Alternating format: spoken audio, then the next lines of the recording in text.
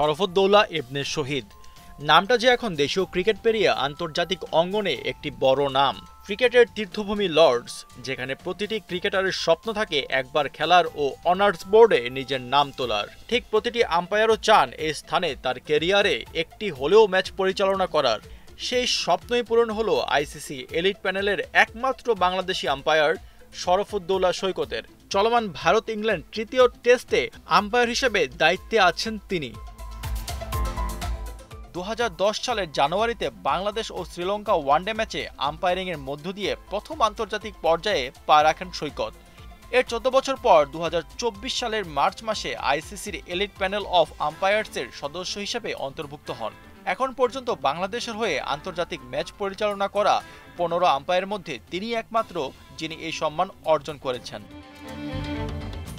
ভারত ও শরফুদ্দৌলা নাম দুটি এক হলেই মনে পড়ে যায় বর্ডার গাভাস্কার ট্রফির কথা।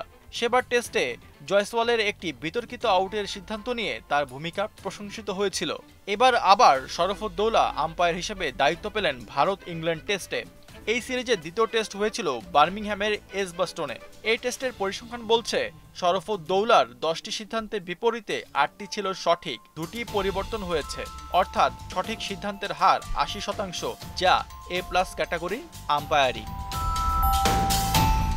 তার এজবাস্টনে আম্পায়ারিং নিয়ে ধারাভাষ্যকার হর্ষা ভোগলে তার সামাজিক যোগাযোগ মাধ্যম এক্সেও প্রশংসা করেছিলেন। ফ্যানরা তো বটেই, একজন প্রখ্যাত ধারাভাষ্যকারের কাছ থেকে এমন প্রশংসা আসলে সৈকতের দুর্দান্ত অ্যাচিভমেন্টকে নির্দেশ করে।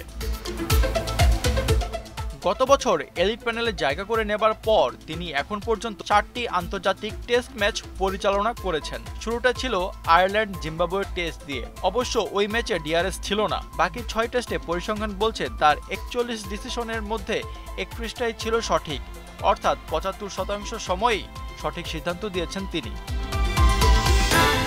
শরফুদ্দৌলা আন্তর্জাতিক ক্রিকেট অঙ্গনে যে পর্যায়ে পৌঁছেছেন তা সত্যি একটি গর্বের বিষয়। তার প্রতিটি সঠিক সিদ্ধান্ত ও নিরপেক্ষ ম্যাচ পরিচালনা বাংলাদেশের জন্য আরও সুনাম বয়ে আনবে, আর ভবিষ্যৎ আম্পায়ার যারা হবেন তাদের জন্য তিনি হবেন একটি অনুপ্রেরণার নাম। আশফাকুর রহমান সিয়াম, ৭১।